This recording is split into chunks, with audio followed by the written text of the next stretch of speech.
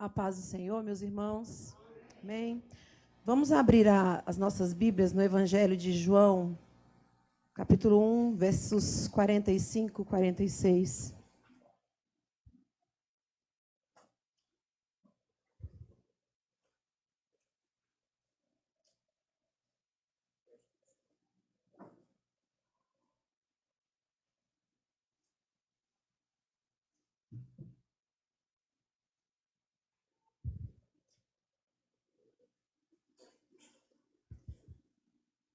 Primeiro João, Evangelho de João, 45 e 46.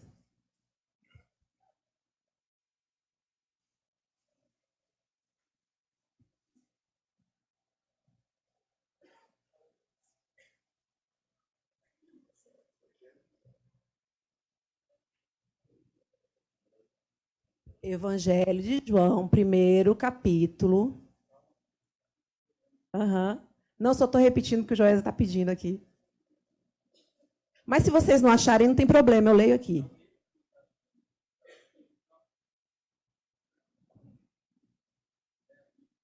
Travou? Então eu vou ler aqui, posso ler? Então vamos lá. E diz assim, melhora só um pouquinho aqui meu retorno, Márcio, por favor. Dá um grauzinho nele aqui. Felipe encontrou a Natanael e disse-lhe, encontramos aquele sobre quem Moisés escreveu na lei, e a respeito de quem também escreveram os profetas, Jesus de Nazaré, filho de José. E Natanael disse-lhe, pode alguma coisa boa vir de Nazaré? Felipe lhe respondeu, vem e vê. É comum na nossa sociedade nós olharmos histórias de famílias e familiares, histórias de pais que abandonaram os seus lares, de mãe que abandonaram os seus filhos, de pais, mães alcoólatras, filhos órfãos, e tantas situações diversas que podem acontecer no meio da sociedade. E muitas vezes, por vezes, nós escutamos ou nós mesmos dizemos, será que pode sair alguma coisa boa dessa casa? Será que um filho órfão, ele realmente pode vir a ser um cidadão de bem, vir a crescer, ser alguém realmente de importância no meio da sociedade? Será que um filho que foi criado sem um pai, ele será um bom filho? Será que uma mãe que não teve uma estrutura familiar dentro do seu lar, quando ela for mãe, ela vai saber gerar e cuidar daquele filho? E muitas vezes nós duvidamos de tantas coisas e tantas mudanças que podem acontecer no seio dessas famílias, na história e na vida dessas pessoas. Hoje,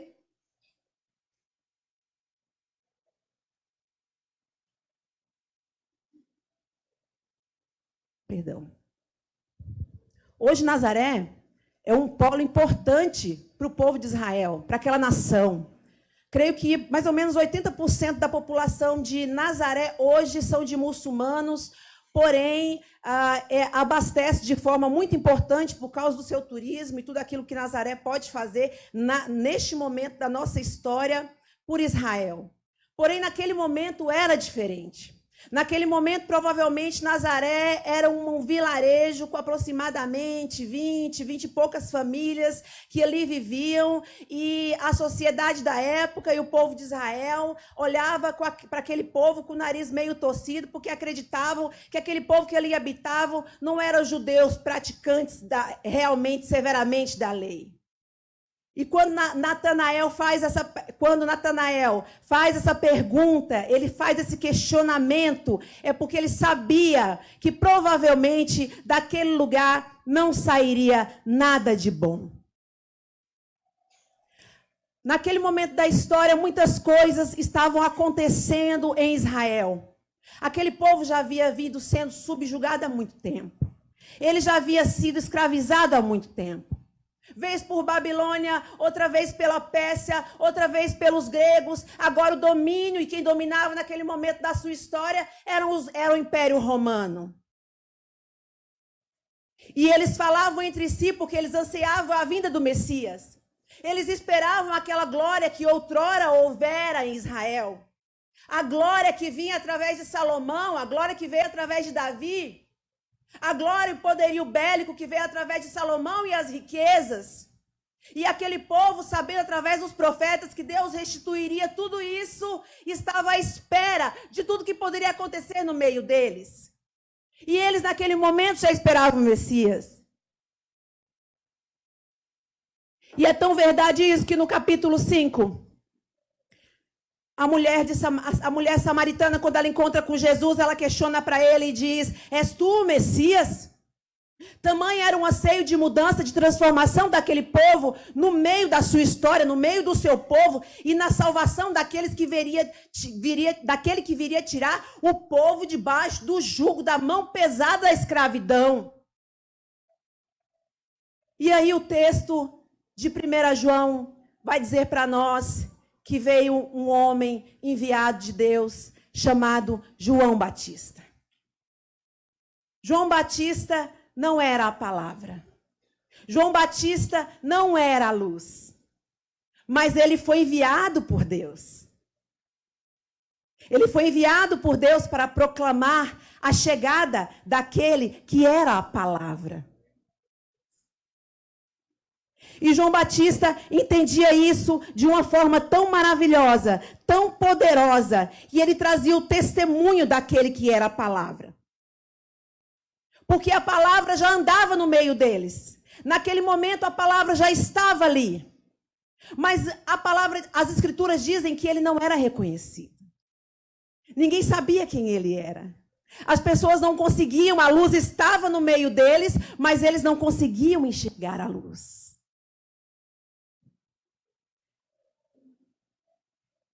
Porém, a palavra veio para que todos quantos aqueles que a recebessem e a confessassem e abrissem o seu coração fossem feitos filhos da luz. Fossem feitos filhos de Deus. E foi enviado de Jerusalém homens para encontrarem João Batista, no lugar onde ele estava, do outro lado do Rio Jordão, lá em Betânia, onde ele já estava batizando, onde ele já estava proclamando. E diz a palavra de Deus que esses homens, vindo de Israel, vindo de Jerusalém, enviado pelos fariseus, questionaram a João Batista: és tu o Messias? Porque eles esperavam a salvação. Eles esperavam um rei que se assentasse no trono e transformasse a história deles. E ele diz a respeito dele: não, eu não sou o Messias. Então, quem és tu? És tu Elias? E ele diz: não, não sou eu Elias. E eles mais uma vez perguntam: então és tu profeta? E ele diz: não, não sou. É muito comum hoje a gente encontrar pessoas muito preocupadas com títulos dentro das igrejas, né? As pessoas estão muito preocupadas com títulos. Porque ele mesmo entende que ele não é nada.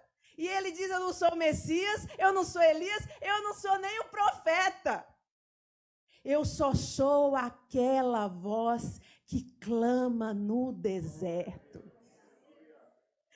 Isaías diz: a voz que clama no deserto, aplane as colinas, endireite as veredas, para que a palavra venha e seja recebida.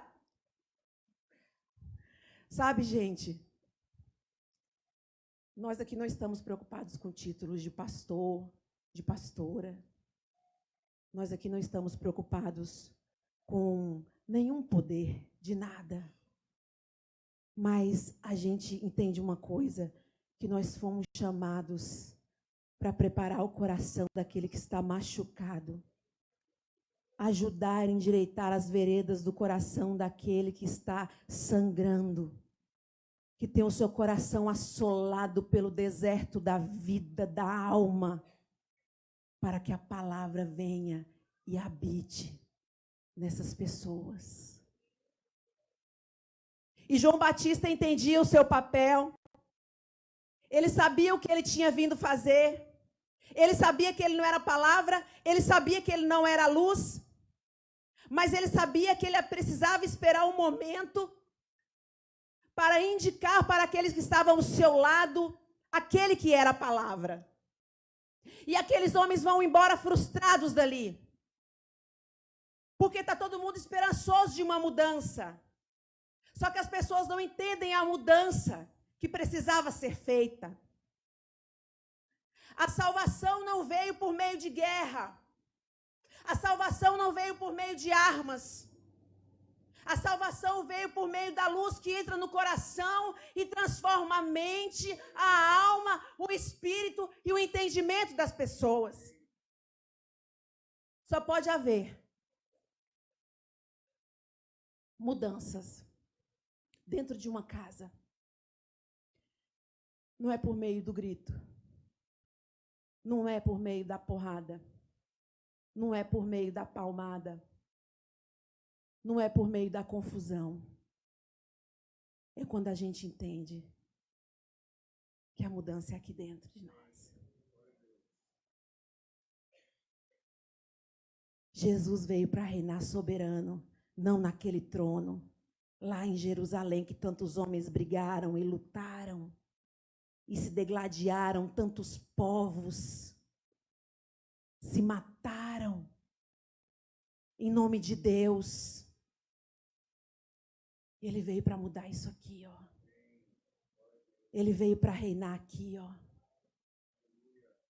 Se ele não reinar aqui, nada tem mudança. Nada tem transformação. Sabe por quê? Porque o reino já é dele.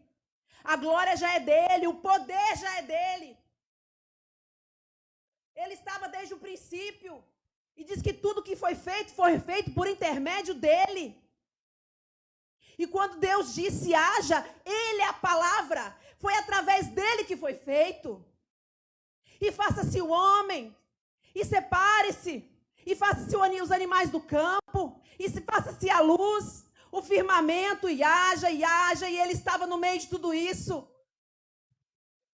Aquele que reina todo-poderoso sobre todas as coisas, não poderia vir naquele momento com poder e glória e simplesmente se assentar no trono de Israel e dizer, agora eu vim reinar todo-poderoso, a salvação chegou. Mas a salvação que ele queria trazer era outra, era de outra forma.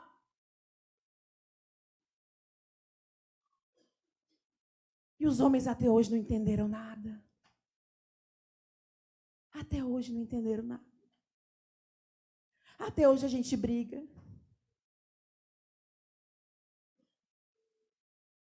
Até hoje a gente quer lugares de honra.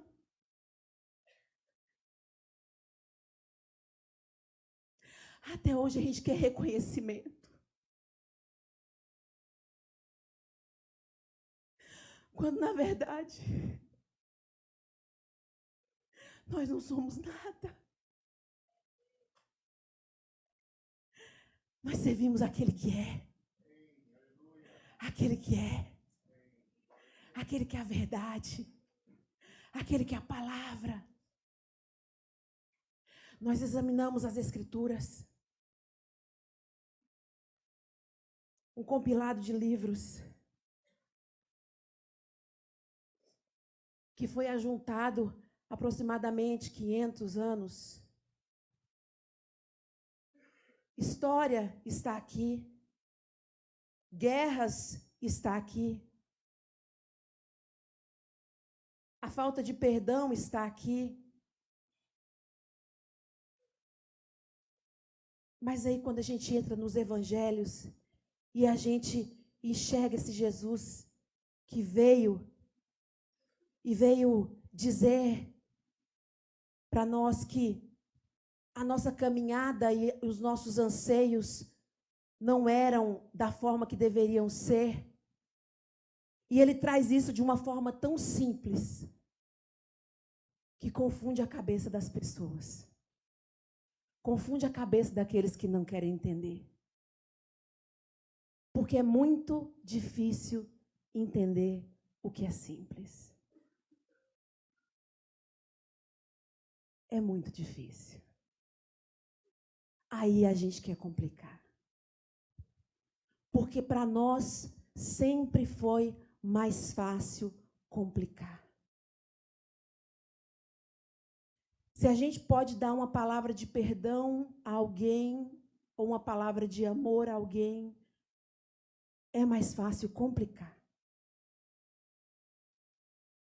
Para nós é assim. E na história toda da humanidade não foi diferente desde o princípio.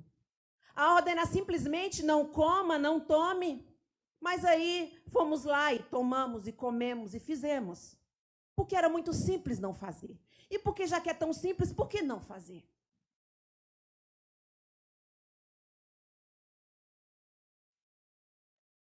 E então João Batista agora, ele precisa dar testemunho daquele que é a palavra. E Deus diz para ele, eis que virá sobre aquele que é a palavra e permanecerá o meu espírito sobre ele. E tu, João, verás. E João disse àqueles homens, olha, eu sou aquele que batiza com água, mas ainda há de vir aquele que vai batizar com o espírito. Porque só aquele que batiza com o espírito é aquele que pode transformar. As águas do batismo não transformam ninguém. As águas não transformam ninguém. Mas o espírito é quem transforma. E as águas do batismo são um testemunho dessa transformação. E por isso a ordenança do Senhor. E então João, quando estava batizando, Jesus veio a ele e ele viu o Espírito de Deus descer sobre Cristo e permanecer sobre ele. Permaneceu sobre Cristo. Era ele. Até agora ele não havia sido reconhecido. Mas agora João podia apontar e dizer, eis aí o Messias. E quando João estava com seus discípulos e Jesus ia passando, ele diz, eis aí o Cordeiro de Deus que tira o pecado do mundo. E esses homens se maravilharam de uma tal forma com que eles ouviram, que de imediato eles começaram a seguir Jesus. E Jesus, quando olha para trás, ele diz, o que vocês querem? E eles falam, Senhor, nós queremos conhecer a tua morada, onde o Senhor repousa, onde o Senhor está. E Jesus diz, vinde e vê. Jesus não fez grandes discursos para aqueles homens. Ele levou aqueles homens para a sua intimidade. Às vezes nós esperamos grandes coisas, grandes feitos, grandes realizações para entregarmos nossa vida ao Senhor. E a única coisa que ele está falando é vinde. Vinde e veja o que eu posso fazer. Mas vinde e veja o que eu posso fazer dentro de você. Dentro do teu coração. É a transformação na tua alma, no teu interior. É aquele que pode separar juntas e medulas, alma e espírito. E aqueles homens vão com Jesus e se tornam discípulos de Jesus.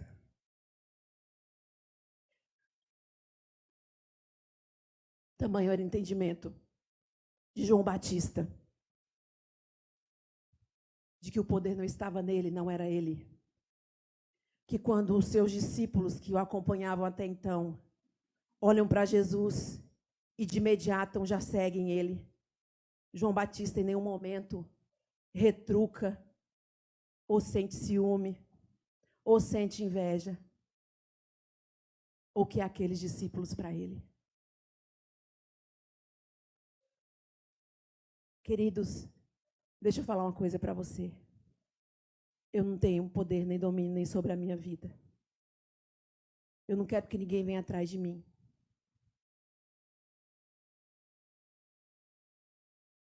porque eu não tenho nada para oferecer para ninguém.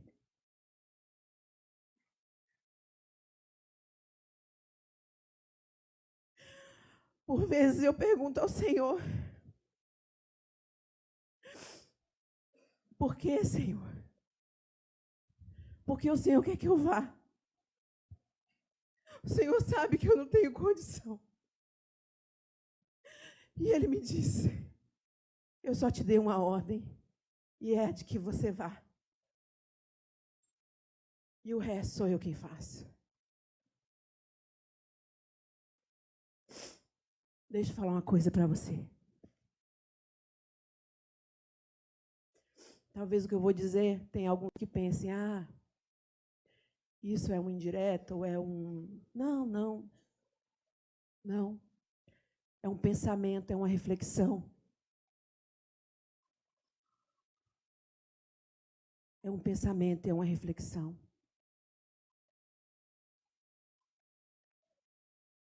Eu acho que estudar é importante. E a gente precisa estudar, a gente precisa conhecer as Escrituras. Eu acho que estudar é importante, de todas as formas. Conhecimento é bom, é importante. Mas sabe, irmãos, quando eu questiono a Deus, e eu digo a vocês, eu venho aqui temor no Senhor.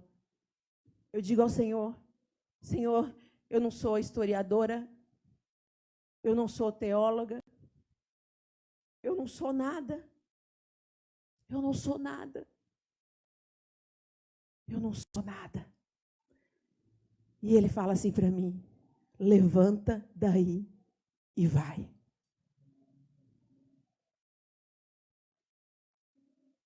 João não era Elias.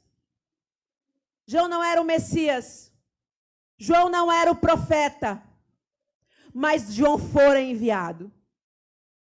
Quando o Senhor te enviar a fazer alguma coisa, simplesmente se levante e vá fazer aquilo que o Senhor te chamou e te ordenou a fazer.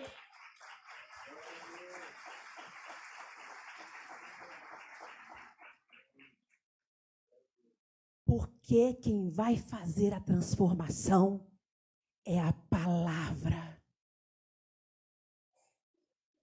Aqueles homens seguem Jesus, têm um encontro pessoal com Jesus, naquele ambiente em que Jesus estava.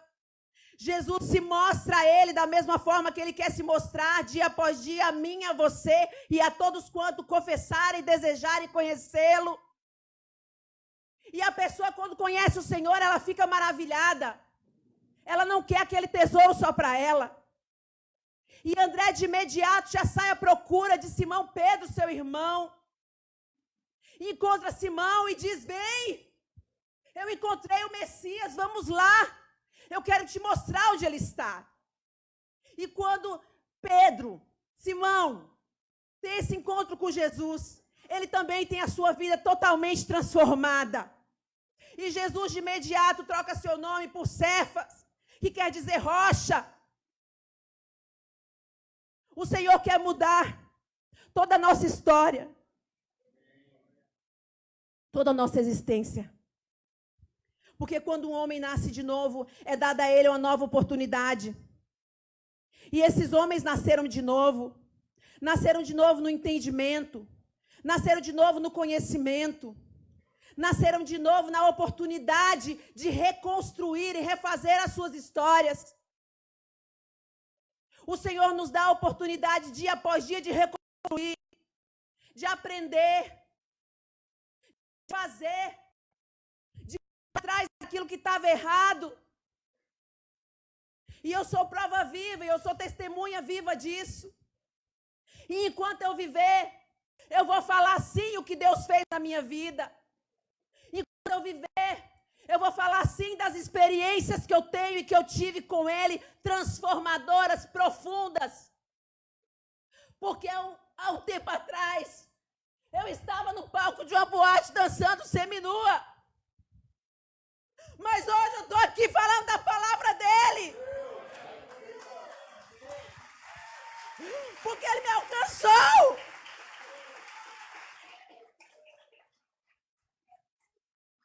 Só aquele que encontra um tesouro tão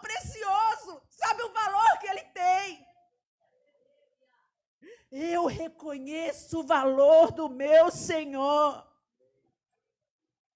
Eu sei que Ele tem o poder de transformar. Ele transformou a minha história. Ele mudou a minha vida.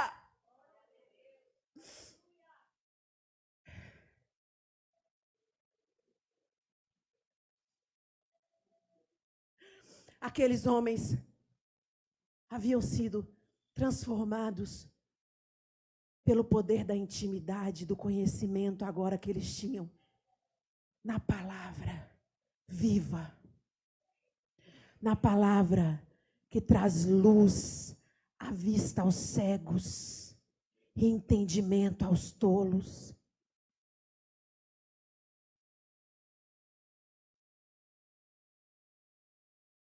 E o anseio deles de falar do Senhor era tão grande, era tão tremendo, que eles seguiam servindo ao Senhor aonde quer que Ele fosse, aonde quer que Ele estivesse. João sabia que a sua trajetória já estava chegando ao ponto de ser cumprida. João entendia que o seu papel já havia sido feito. O anseio daquele rei da época de Herodes era de ter João Batista perto dele, achando que João poderia trazer alguma benefício para si. Em alguns momentos ele chegou até a escutar João. Mas quando a sua mulher Herodíase vem com uma forma astuta de acabar com a vida de João Batista, porque ela não aceitava a correção, João sabia que havia chegado o fim da sua caminhada nesta terra. Mas aqueles que estão em Cristo não se desesperam. Aqueles que estão em Cristo não se escondem.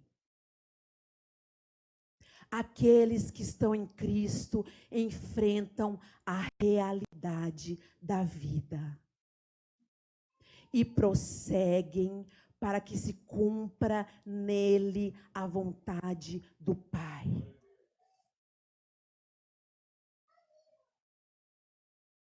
Nós vimos apóstolos serem devorados por leões. Nós vimos apóstolos serem decapitados.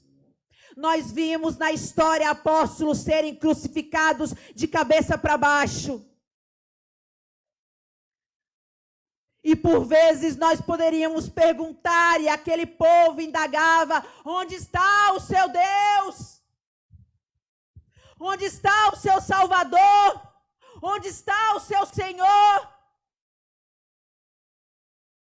Nós atravessamos momentos na vida que o inimigo das nossas almas muitas vezes vem e nos questiona e diz: onde está o seu Deus? Onde está o seu Senhor? Porque Ele não faz nada para mudar essa história.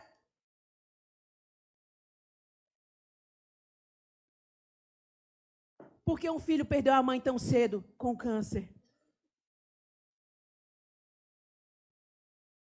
Porque uma mãe enterra o seu filho ainda tão jovem? E os questionamentos que a gente faz é: onde está Deus? É onde está o Senhor? Onde está o seu poder? Aquele povo se questionava onde estava o Messias, onde estava o Salvador, onde estava aquele que se assentaria no trono de Salomão, de Davi.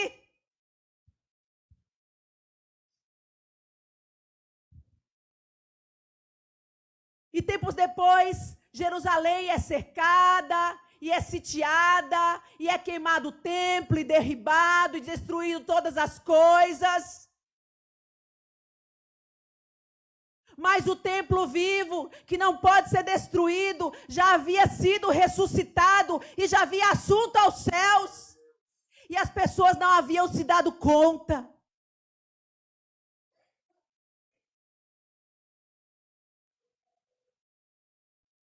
Quando a gente entende que a transformação é aqui dentro e que o poder da palavra, ela é de eternidade em eternidade, a gente não se assombra com as coisas que a gente vê e que podem sobrevir sobre as nossas vidas.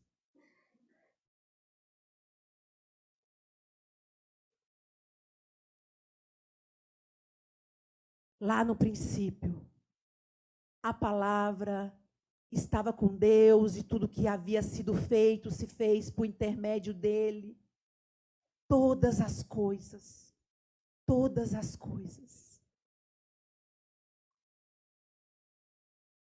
Jesus tem visitado pessoas em lugares que nós não podemos imaginar.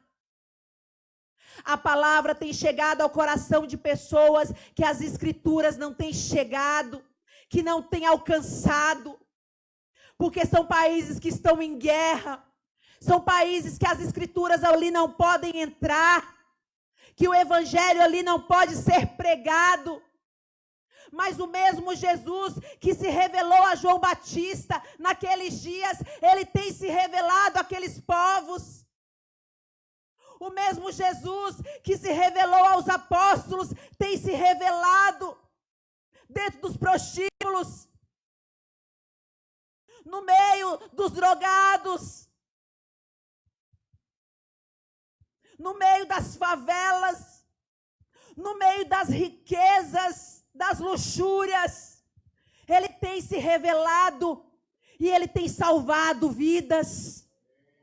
E ele tem alcançado todos quanto desejarem e confessarem que ele é o Senhor e Salvador das nossas vidas. A palavra se fez carne. Ela andou entre nós. E hoje ela está no nosso meio. Em espírito e em verdade. A palavra que nós não podemos ver.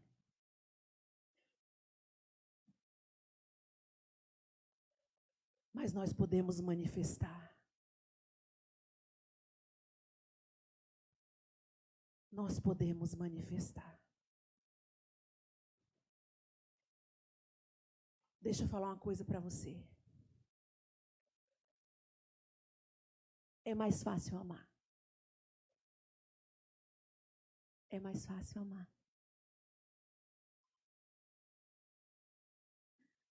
É muito mais fácil. É muito mais fácil amar. É muito menos complicado. A gente complica tudo. A gente complica Deus. A gente complica as informações. A gente complica o evangelho. A gente complica a cabeça das pessoas. A gente complica tudo. Quando a ordem é só, vai, ame ao teu próximo como a ti mesmo, e ame a Deus sobre todas as coisas. É só isso. Igreja, é só isso. Ame o teu filho, ame o teu vizinho, ame o teu irmão, ame. Você não é obrigado a concordar com os erros das pessoas, mas ame-as. Ame a pessoa, não ame o erro. Deus ama o pecador. Ele abomina o pecado, mas ele ama o pecador. Ame aquele que te persegue, ore por ele. Deseje que ele seja alcançado, transformado, encontrado. Nós temos vivido dias muito maus na nossa nação. E deixa eu te dizer uma coisa. Nós não falamos sobre política aqui nesse púlpito. Época de presidência, época de eleição. Nós tínhamos um pensamento, um posicionamento, um voto, mas nós nunca falamos sobre isso aqui em cima do púlpito. Nós votamos no presidente que aí está. Mas deixa eu te falar uma coisa. Eu realmente votei por não ter opção. Mas eu não acredito que ele seja a salvação da nossa pátria, da nossa vida, da nossa história. Assim como não houve salvação para o povo de Israel naquele momento da história. E até hoje aquele povo anseia, esperando o Salvador. Só que o Salvador já está no nosso meio. O Salvador já está entre nós. A diferença é aqui, ó. A diferença que a gente vai fazer da nossa nação é aqui, ó. É sendo justo aqui, ó. Porque a gente fica esperando grandes coisas lá de cima e provavelmente grandes coisas lá de cima não vão acontecer. Porque a grande coisa que vai acontecer vai vir de muito mais alto e não é da justiça humana. Não é por entre os homens. Mas é daquele que estava desde o princípio e que é a palavra. Eu quero encerrar, se você conseguir abrir aí, lendo com você o primeiro versículo do capítulo de João.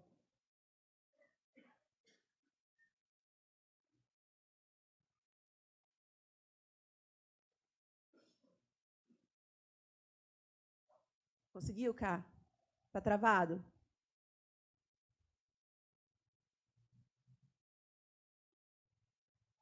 Então vamos ler aqui.